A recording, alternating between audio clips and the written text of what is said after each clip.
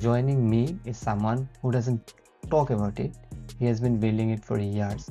None other than Terry Samuels, the founder of Salterra and one of the most trusted voice in the technical SEO and schema community. We're already proving the schema side of things is definitely helping all the AI overviews. Depending on how you build out the schema, how your pages are built out, it's still the AI overviews are pulling from a bunch of different variables, obviously. But we have seen that we're getting a lot more traction with schema involved compared to not schema involved.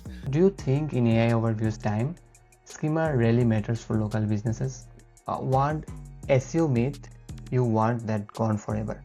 How do you recommend us to managing schema at scale?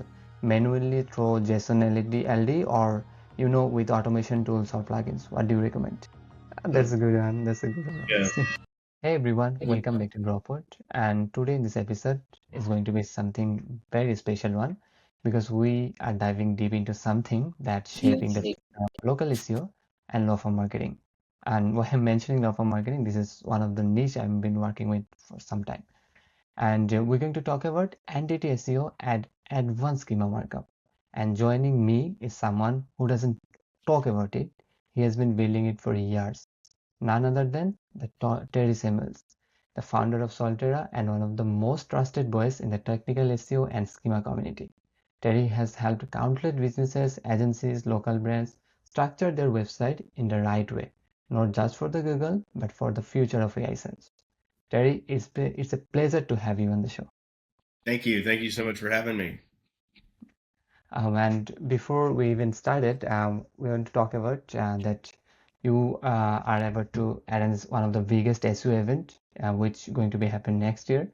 So if you have anything to talk about it, we can talk in the end. But if you want to share something about it, you can share now as well. Okay, yeah, sure. I'm happy to talk about it at the end. No problem. Okay, then let's get started. My first question for you, Terry. You've been teaching schema and entity optimization long before it became a mainstream, right?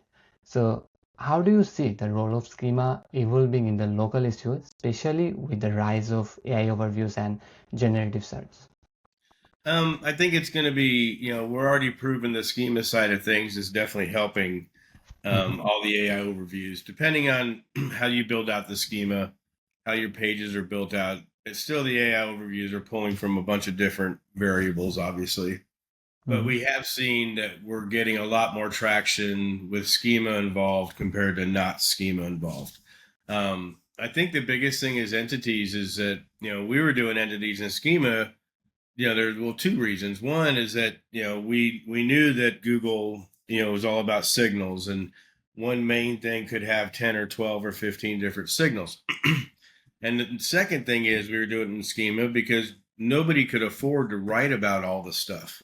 So before AI came and we were all paying $20-$30 per article, you couldn't write 40 articles around entities for a topic.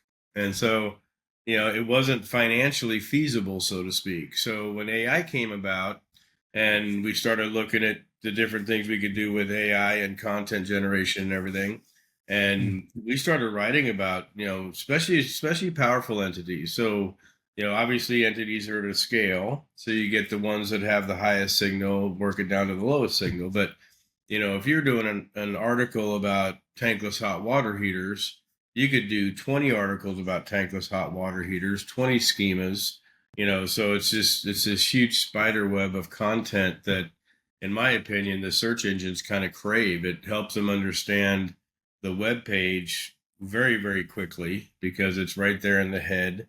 I truly believe that, especially nowadays with our crawling problems, our crawling challenges, that if they understand the web page enough with schema, what's to stop them to go into the next page and then the next page? So do they actually have to do a full crawl to understand? So, but I think entities has always played a role in our schema just because we would see the signals, and we didn't, like I said, we couldn't say, hey, we need to spend 200 more dollars to get, 5 or 6 or 10 more articles written, just because of these entities. So we'd put them in schema, and, we would talk about them in schema. So that's one of the big reasons why plugin schema, has a hard time doing that, because it's not a thinking type of machine like a human brain is. And so yeah, I think entities are the key to everything right now. So I think it's the only way that makes content relatable to other content. That's a really nice answer actually. And this question actually for the audience I'm working with and for others too, since a lot of my audience runs law firm website. So what are the some schema types or entity building strategies that often law firms overlook, but can make a real difference in the visibility? What do you think? I think yeah, there's the top three, law firms, anything medical, anything financial. So those are like the pinnacle of what I call schema. Where schema was that's how I learned schema was up in the medical side, doing hospitals and doctors and stuff like that. So when you start talking about law firms and then hence lawyers, it's a twofold process. So you've got the company brand, which is the law firm, then you've got Mm-hmm. the personal brand, which is the lawyer himself or herself. And so when you start doing schema for, I call it professional systems, you've got to look at all that stuff. You can't just do, one site wide for the brand for the law firm and forget about the lawyers. So we were doing lawyer schema and doctor schema and CPA schema way before EAT and all the other stuff came out, that kind of hit those type of systems or those type of clients. And so, and it gets really in depth, especially the older the law firm. We did a law firm that was, in the law firm, they had 9 locations and they had 27 lawyers. And this schema took us 2 months. And it's mainly because of the research. You have to research everything, not just the brand. You have to research each lawyer individually. And if you've got a 25-year-old lawyer, of course, there's not going to be that much stuff about him. But if you got a 60-year-old lawyer, there's all Mm-hmm. kinds of stuff about him. And so you want to bring all that stuff into schema. And so we do a lot of stuff on the professional branding side, especially when I've had people we've done schema for all the lawyers, and I've had the main lawyer contact me and say, "Hey, the junior lawyer's outranking me." And it's just the way the scheme is written and the way the scheme is, presented to Google. And so I think it's super important. I think law firms and all those, like I said, the big three, Google really needs to understand where they're at for trust. That's where Mm-hmm. I don't think Google worries so much about the plumber and the roofer and the, but you give advice or give a recommendation from Bob the lawyer at this law firm. There's a huge trust factor there for Google, and Yes, and that's so true. even so AI. And Mm-hmm. I mean, I think AI's got a big problem because they do try to get too deep into questions about things that it kind of shouldn't even be getting into. That's So true. And yeah, but and I think lawyers for law firms, for medical, and for financial is damn near a must. It's kind of mandatory. mhm. Yeah, and then definitely trust is something that these big industries need as well. And my question is like many SEOs still think that backlinks and contents are everything. Definitely, it is one of the main element in SEO. But how do you explain the difference between ranking by content and ranking by entity relationships? Well, I think there's I kind of do it. I think differently. So years Mm-hmm. ago, I've been doing this 12 years now, and so Mm-hmm. years ago it was a little bit of content because we were paying for it, and it was a lot about links. We were paying Mm-hmm. for them, and some people like me, as I had my own link system and all this other stuff. But nowadays I think with how cheap content is and how good you can make content, that's one of the things. There's shit content, excuse my French, and there's really good content, Mm-hmm. and AI can do both. And I think it definitely, and for Salterra anyways, it definitely gave me more budget for content side than the link side. I very rarely buy links anymore. Um, we do press releases religiously. I Mm-hmm. love press releases. It's one of my favorite link building systems.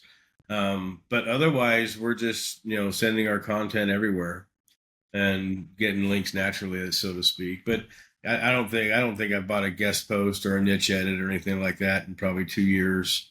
We do, like I said, we do have our own internal systems for link wheels and stuff like that. But that's more for link balance. I'm still a big believer in not having your links way out of whack.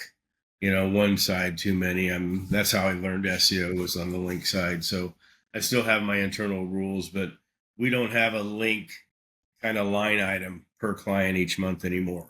So Mm-hmm. if we need it, we'll go get it. I'm not saying that we don't, we just don't do it, on purpose anymore. We would rather write 10 or 15 blogs a month for our clients and, gain the power and the stuff that way. That's awesome. And one thing we are on the same page actually. I love peer links as well. Peer, I think one of the most underrated backlinks system for a local SEO too. It is super useful, and even I shared one of the case studies just before the podcast actually. It showed me a really massive result before even doing anything. I just did the peer links and it just boom. And yeah, so my question is for like me and who actually managing multiple local sites. So how do you recommend us to managing schema at scale? Manually through JSON LD or with automation tools or plugins? What do you recommend? Yeah, we do everything manually. We install it on WordPress sites. I do install it on third-party sites, but that's a whole different conversation, and it's a freaking nightmare. But we Mm-hmm. do it with Header Footer Code Manager is the plugin we use, Mm-hmm. and it's the way we build the schema is how we can scale it. So we have our site wide, and our site wide is just that. It's a 50,000 foot level. It can be professional service. It can be legal service. It can be home and construction business, so whatever fits site wide for that client. And then, and that's the first thing we do. And then the first thing we get loaded. And so while the site wide's loaded, now we work on everything else. So home services, we would go into services, and then we'd go into local business, like a law firm, we would definitely go into the attorneys. We would Mm-hmm. definitely go into all the different, whoever is basically going to be, client facing is kind of our rule. So, and then we load in packages, but we build differently. Like for instance, I'm a big believer in FAQs. I think every page on the internet needs to have FAQs. Especially for entities. That's the way you Mm-hmm. get your entities and your content is through the FAQs. And our FAQs are built in systems. So, like for instance, anytime Salterra does a blog post about web design, it gets the web design FAQ. So that same FAQ is on every blog that has to do with web design. And then we also design our schema that way. So we have schema, FAQ, web design schema. And through header footer code manager, I can just click a button and say, yep, that's a web design content. I want the web design FAQ schema on it. So, but we've done, I've done huge e-commerce sites. I think Salterra's got 500 different schemas in it. So, Wow. that's my big test site, so if anybody ever wants to know what my schema is doing, Salterra site has my most recent test. But I think the biggest thing is you nobody pre-plans. And Yeah. that's where I think people get in trouble. They just jump Mm-hmm. into it, and then all of a sudden they've got to backtrack. And I tell people, whether I'm a whiteboard guy, Mm-hmm. I'll drive the whole project on a whiteboard. And so we're very systematic in that way. So we can be, more efficient, easy to scale, all this Mm-hmm. stuff. So, my rule is you you touch each page one time. And if you have to go back to that page, that's a failure. So, all the on page, all the schema, all the stuff we do on a per page basis. And Mm-hmm. that's the way people need to look at. That's the way we do content. That's the way we do schemas. It's all pre-planned. It's not just throwing spaghetti against the wall and see what sticks. I think a lot of people, that's the way you report to a client is, hey, I did all this work this month. Well, what was the strategy behind all that work? Was it just to be a report to your client, or was it to do a cluster around tankless hot water heaters, or do a cluster around, you know, um, you know, the whole freaking, Mm-hmm. the out here we've got those driverless cars in Phoenix. The biggest lawsuit going right now is the Waymo lawsuits because Mm-hmm. it's huge. So lawyers are spending doing a lot of content around that system because it's fairly new, and you can go out there. It's not like motorcycle, lawyer to where people have been writing about motorcycle accidents for 50 years, so but yeah, I think you do have to have everything pre-planned and just not run into it haphazardly. you'll be much more successful. So, Wow, that's a really great insight, honestly. And I'm going to talk about next. I would say something like a debatable topic right now. Many people saying it's work. Many people say no. Personally, it work for me every time. So, do you think in AI overviews time, schema really matters for local businesses? oh, for sure. Because, I mean, right now, whether you're a local business, a national business, a franchise, or whatever, it's all about the brand. So, Mhm. there's a lot of us that have been pushing brand, brand, brand for years because that's really the only signature you have. You don't have a That's signature from the links going to your website. You don't have a signature because of your content. You have a signature because of your brand, which is your authority, your trust, everything that it is. And so with Schema, you can really drive home the brand very, very effectively. Mhm. And I teach in my classes, I mean, put the brand at every single end of every image, put the brand at every single end of every title, brand, brand, brand. And, and once you start doing that, and once you get your brand in AI, now you can see, okay, how can I manipulate this for my services or for my local business or for, to actually get some clicks from. And so a lot of people do it the opposite. I'm seeing people right now, especially SEO people, are going after, Mhm. not even looking at the brand first. They're just trying to go Dallas Plumber. Well, nobody knows you as Dallas Plumber. Get your brand in there. Make sure your brand is covering all the first page results of the SERPs, and then go after the services. And really, my people ask me all the time. I just had an interview this morning about how do I get in the AI overview, and I'm just like, do really good SEO. That's it. I mean, Yeah, there's no that's magic valid. bullet. I mean, do really good SEO. That Mhm. means really good on page, really good schema. Pay attention to your link clusters. If you're not doing YouTube, that's the one caveat I'd tell people: get into YouTube. Even if you're doing AI videos, get into YouTube. Reddit's kind of a hit and miss. I know a lot of people that jumped all in Reddit and now they're kind of backtracking because they forgot other things. And so I didn't, just pay attention, and for my brand or for my keywords, I search it at least once a week because it changes. Everything changes in the AI overviews, and check them all, check Perplexity, check, Bing. I do most of my AI tests with Bing because I think that's ChatGPT. I think Correct ChatGPT is for information. going to be the forefront. I think they're Mhm. going to be the ones everybody's watching. And so I think if you can focus your brand and then your keywords or your services, and then just focus in Bing. You'll frustrate the hell out of yourself if you're focusing on 5 or 6 different types of AI overviews. That's true. That's true. So Even I think you already covered some of the question here already, but rather than that, what are some other mistakes you are seeing when someone making any schema or anything? What the common mistake they make?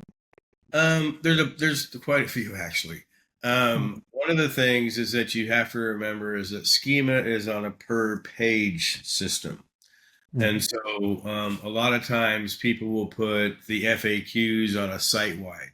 Well, if your FAQ isn't on your about page, then you're probably going to get an error or a warning from Search Console. Because that's one thing that we have seen.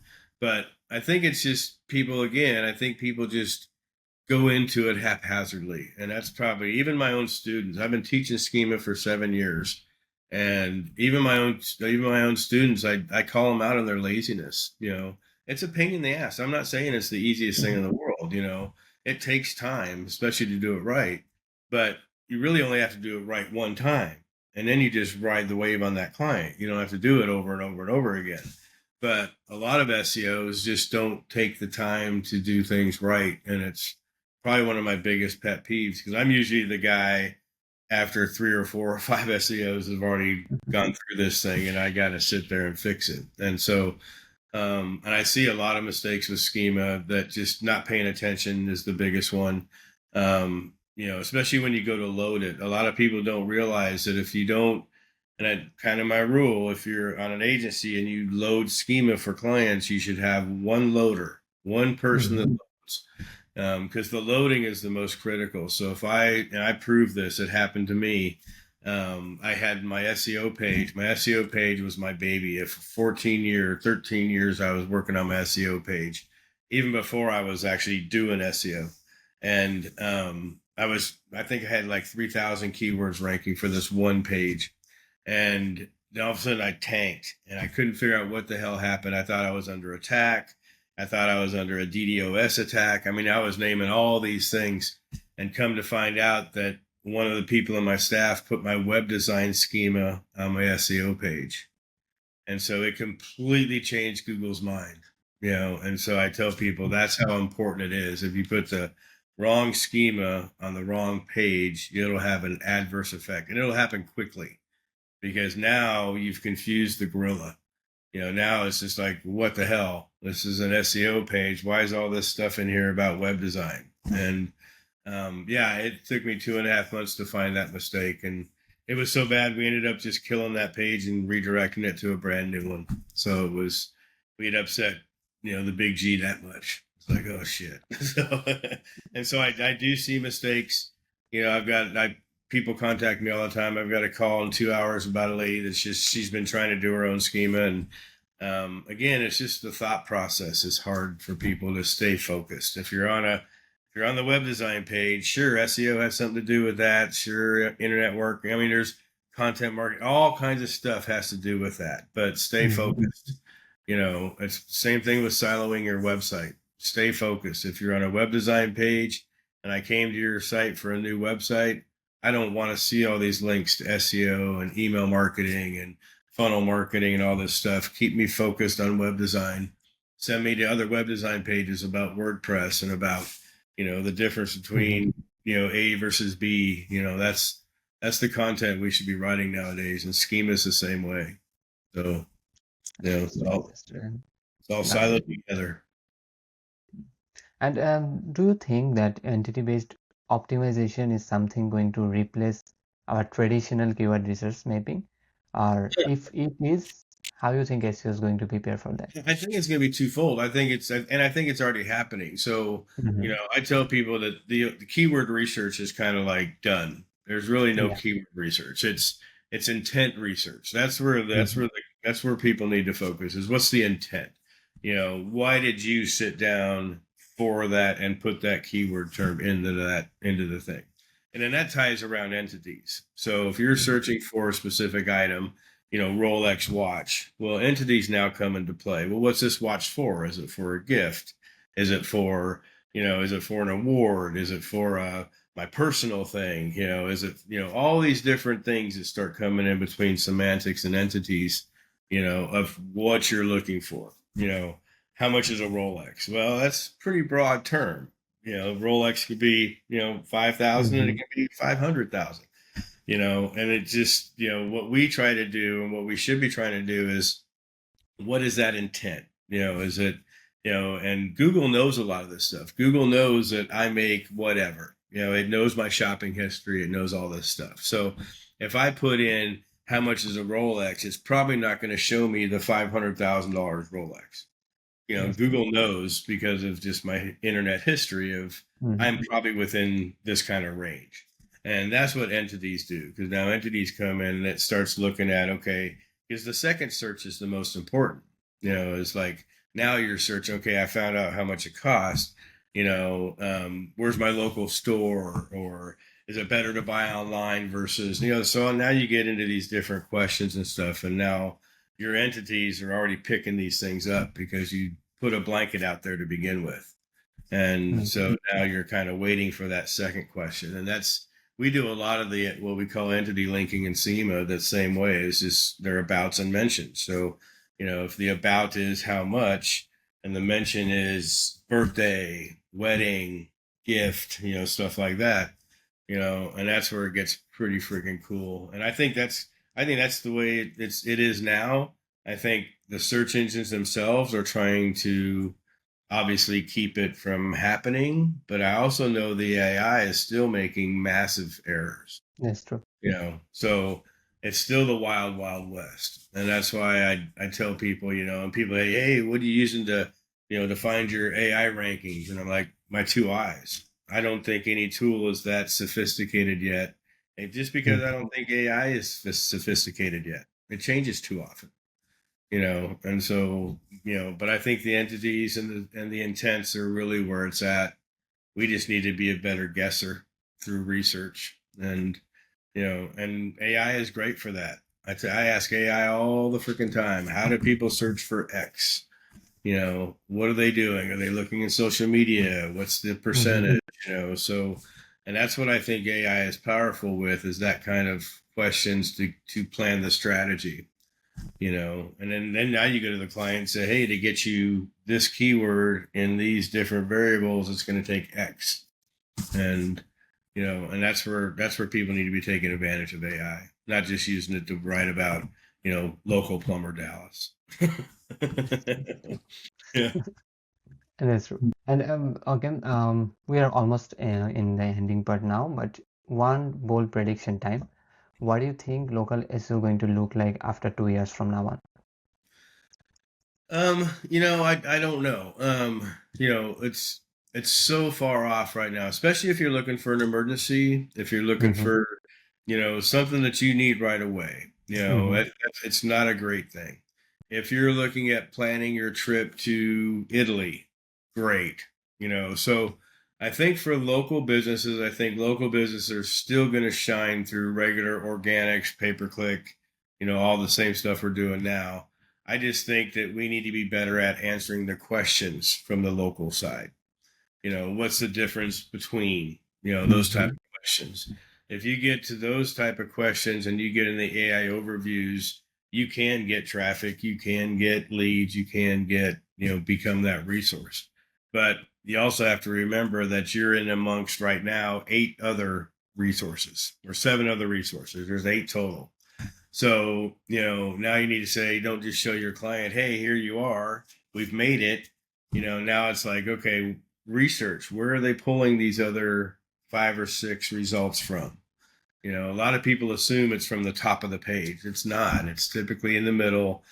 Find the sweet spot though, and then you match your content to that sweet spot. Not the words, the area that it brought it from. So if everybody brings it in from the top third of the page, that's where your most important content should be. And so we've been testing the summary bullet points at the top of every page, and we're Mm-hmm. seeing huge results. So if you ever want to try a new test, just put the whole page into Chat GPT, say, scan this page and give me the top 5 bullet points as a summary for this page, and put it in the top of your page and just watch what happens. So, we're finding the sweet spot. But again, the Mm-hmm. sweet spot changes, and you can't just assume it's always going to be that way. So, That's true. And so, yeah, almost we are in the input. So I'm going to ask you some very short question. I just want mhm. yes, no, or both, whatever you're comfortable to answer with. So my first question, Google My Business versus website schema. Which one you prefer more? um, Website schema. One schema plugin you trust. Plugin, I don't trust any in the plugin side. I I was don't, I expecting don't this have, answer from you. I also, I use SEO Press Pro mainly because I can turn it all off. Ah, Where rank math struggles with that. yes. Yoast is a pain. Nobody should be using Yoast. But yeah, I don't like conflicts. It's my schema. And one SEO myth you want that gone forever.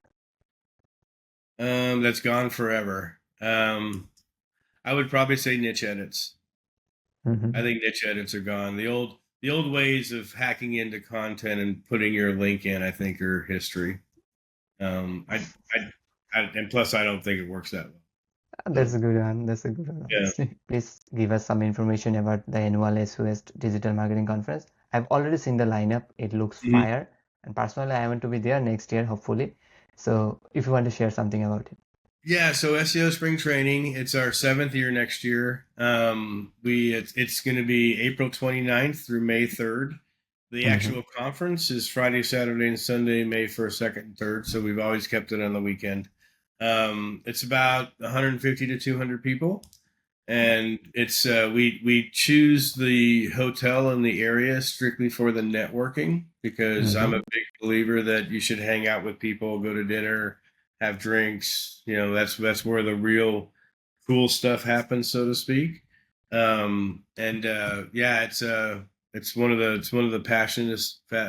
I went to a lot of conferences. I taught a lot of conferences when I was in my old business. And this is probably one of the funnest things that we do is putting all the people together. And, we had 83 people that wanted to speak at this event. So I had to pick 30. So it's a very, Uh, very popular event. It's a lot of fun and it's all about value. So Yes, I even the wouldn't do it lineup is if awesome. people didn't have value. So, Yeah, the people who are going to speak, that's why I'm actually most interested to be in there. I live in Canada actually, it's not very far from me to join mm, there, but I have to be sure that the time actually match with me. So that timeline is quite tough. So I'll try my best to attend there because honestly, the lineup after you publish the lineup list, yeah, I think it we have just looks 3 like Canadians coming down to speak. mm-hmm. So, yep. So Yeah. yeah, definitely. I was actually going to do an SEO spring training up in Banff Oh. before COVID. I was talking to a couple guys that do an SEO spring training Canada. Mm-hmm. Because Banff's like my bucket list place. It's like one place but I don't want to go in the winter. I want to go in the summer. Yeah, winter, man. I'm also going away in the winter. I don't like this season for myself. Exactly. Okay, Terry, thank you so much actually to join us on this show. It was really a great conversation with you. And I think if I had to talk about schema, there was no one better than you. And it was super And great. reach out. I'm an open book. I do have a schema course and stuff, but I just want people to do it right because I Yeah. do think it helps. I do think it helps Google, Yahoo, Bing, Yandex, whatever you want to name. Mhm. I do think it helps them better understand your content. And that's what it's all about. So Thank you again for joining us. no problem. Thank you for having me.